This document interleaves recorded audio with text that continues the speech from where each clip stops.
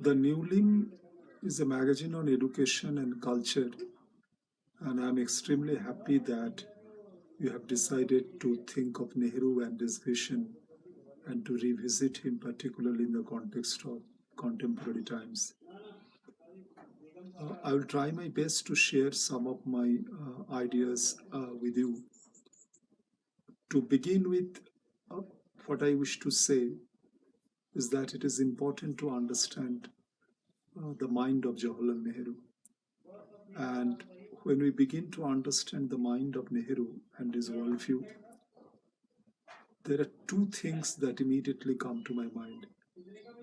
The first thing, which is obvious and enough has been said about it, is that largely the kind of influences that shaped Nehru's thinking, the tremendous transformation which was taking place in modern West, post-Renaissance, Reformation, Enlightenment, Industrial Revolution, Scientific Revolution, and the kind of new ideas and discoveries, Marxism, Freudian psychoanalysis, socialist revolution, things of that kind.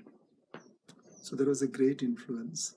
And when we read particularly the glimpses of world history, the letters that Nehru used to write to his daughter from prison, and these letters, in a very significant way, document the civilizational history of the world, the history of modern times, and the way Nehru engaged with it. And that gives us a glimpse of Nehru's very modernist mind. But at the same time, what is equally important to understand is that Nehru's wonder, Nehru's humility, ambiguity, and romance. And that possibly would help us to make sense of another major text that Nehru wrote, once again from the prison, that is the Discovery of India. And when you begin to read Discovery of India carefully, one thing that strikes you is that at one place Nehru is saying that, do I understand India? Or am I understanding India through the eyes of the Westerner? Am I capable of understanding how this old civilization has been flowing since the ages? So that very question, led you to the domain of ambiguity Nehru was passing through. Yes, Nehru was modern. Nehru was a child of modern enlightenment, and he was influenced by industrialism, by scientific revolution, by Marx, Darwin, Freud, socialist revolution. But at the same time, there was a deep eagerness to understand the fabrics of this old civilization. And I believe it was this sense of wonder and the humility that led him to discover India. And in that process of discovery, two things you see simultaneously. One is that with an extraordinary openness and a mood of understanding, he was trying to understand how this civilization evolved, its history, the Vedic age, the Upanishadic prayer, Buddha's arrival, Ashoka's greatness, the Gupta period, the Mughal Empire, the arrival of the British, and the way things happened in India and the flow. And it's some of his text, it epics text, it Bhagavad Gita, Upanishads, it great cave architecture, painting, sculpture, its cities, Banaras, rivers. And at the same time, constantly he was trying to see that how this old civilization would cope up with the modern times, with the new age. So it was this constant interplay between a humility towards the deep civilizational roots of Indian civilization and an extraordinary urge to modernize this civilization, to embrace the new age. That led Nehru to rediscover India and gave such a beautiful text. And here, two, three things come to mind immediately. One is Nehru's celebration of scientific temper, and where he would argue that science is not something which professional scientists do only. Science is essentially a way of doing, a way of looking, way of thinking, based on new evidence, based on empiricism, curiosity. And again, Nehru would say that not everything can be explained by science, there is certain kind of inexplicable mystery and the wonder in the world. And at times he would say that sometimes the Upanishadic prayer and other would attract me. But he was against certain kind of a dogmatic prejudices and the divisive role of religion that, as he would argue, dead weight of the past that did lot of damage to our civilization. So when you see this mind of Nehru and his worldview, then it becomes easier to contextualize him in the context of new India, post 47, Nehru as the prime minister and the grand leader of a new nation.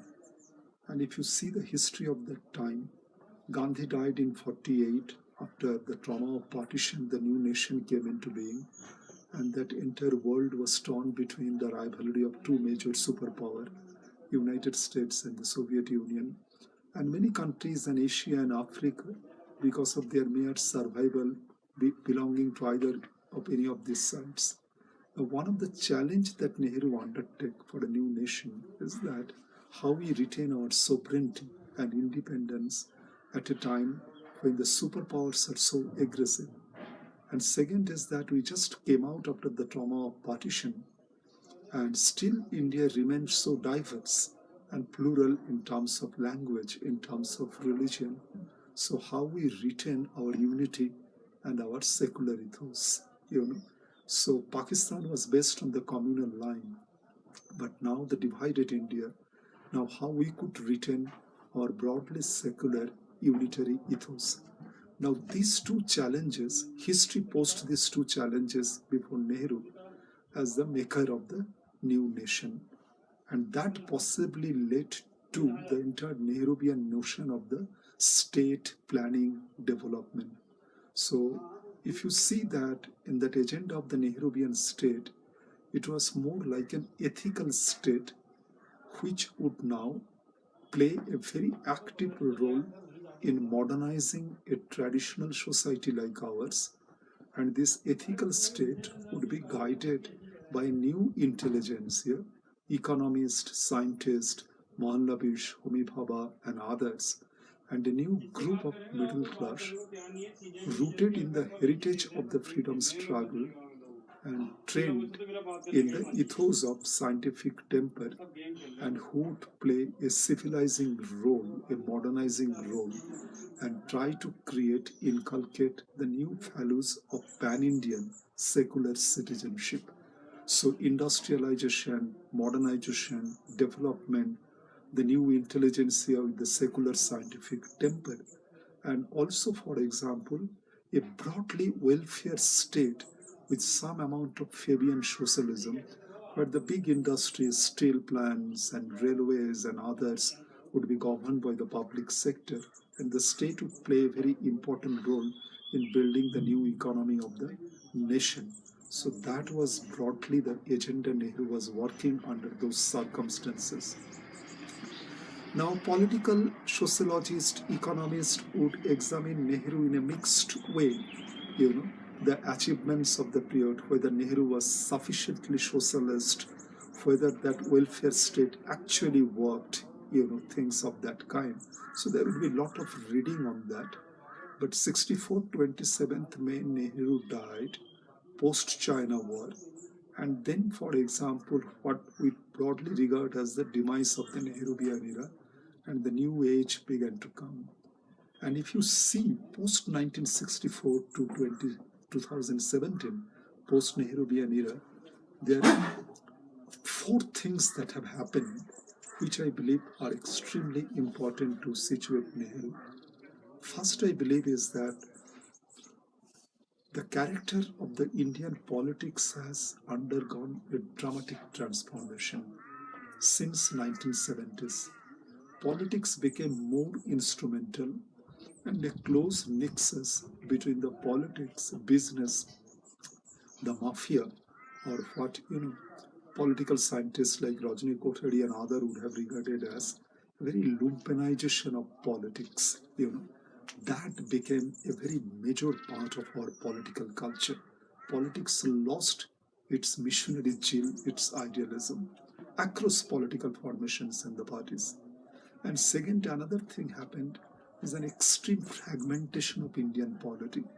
Nehruvian era was like a rainbow and a big umbrella which could hold different segments. And that era collapsed. Congress system collapsed. Indira Gandhi could not retain it. And eventually what happened that there was a huge fragmentation of Indian polity, lot of regional formations, and the formations based on caste, linguistic identities began to emerge. It was in the south, it spread into UP, Bihar, and many other states. So there is a fragmentation of Indian polity together with the instrumental character and the lumpenization of polity. And another thing which began to take place post 90s is India's economy underwent a dramatic transformation. So from the welfare economy, whatever its achievement, there was certain kind of welfareism, and socialism was some kind of a conscience of the state. It is debatable whether Nehru succeeded in doing something, but socialism was in the collective imagination, in the public imagination. Now, post 90s, that seemed to be withering away. So, tremendous changes take place in the world. Soviet Union collapsed, the Berlin Wall fell, and the global capitalism came in a big way. Multinational corporations, transnational corporations, India opened its door, and the new liberal global economy came in a big way. And that led to another kind of hierarchy. On the one hand, a significant growth of the techno-managerial middle class in India, who found a lot of new opportunities in this investment in this economy. But in another way, there is a tremendous insecurity, joblessness, and the marginalization that began to take place in the life of a large section of the people, leading to another notion of inequality. And finally, another change that took place, that some kind of now ideology of very assertive, militant, cultural, religious nationalism that began to take place. And its root also has to be seen in some of the transformation that is taking place all over the world.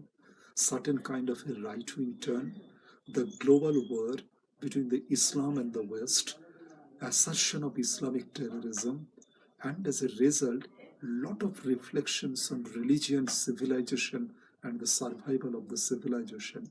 And that also led to certain kind of a decline in the secular fabric that people like Gandhi and Nehru were trying to build up. So it was in that context another kind of religious nationalism began to emerge. So if you look at these four factors, then you see that you find that how we are at a different world altogether, in a different situation altogether. So how do we look at Nehru in this age? How do we rediscover Nehru in this age? That, I think, remains a fundamental question. Now, one way of looking at it is, of course, with nostalgia. You know, it was a great era and something we lost, and we become very romantic when we look at about those era, even thinking of some of the great films and others which were made, out of that euphoria of that era. Another way of looking at it is just condemning it, saying it that it is irrelevant. It doesn't hold anymore. We can't do anything about it. But I believe that another way of looking at it, which I think your forum, which is working in the field of culture and education, should think about, should take it to people across students and people, is that a very creative, critical engagement with great ideas and thinkers. I think there are two or three things that you could always rediscover and work on Nehru.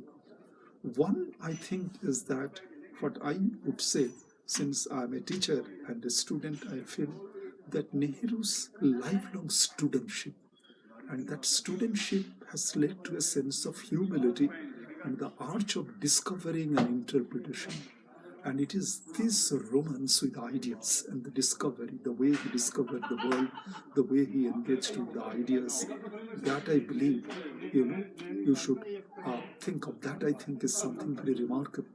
And today we just see the degeneration. And say, for example, if you look at the event degeneration of the Congress, where we have degenerated from Nehru's discovery to Priyanka's look, the glamour of the look, And so this kind of a scholarship, this kind of a grace that he carried, that I think is always an ideal to follow.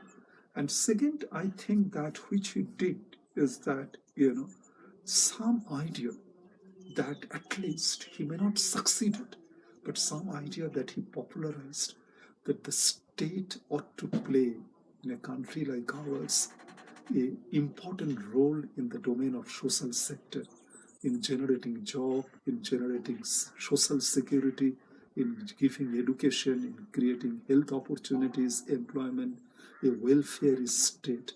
And it is very important to regenerate, to recover the idea of the welfare state at a time when everything today is thoroughly marketized, and we are living at a time with absolute social Darwinism and survival of the fittest. And state for all practical purposes is becoming only a military state. Only it is spending, in terms of it. But state as an ethical state engaged in social sector, that I believe is a very important idea one could negotiate with.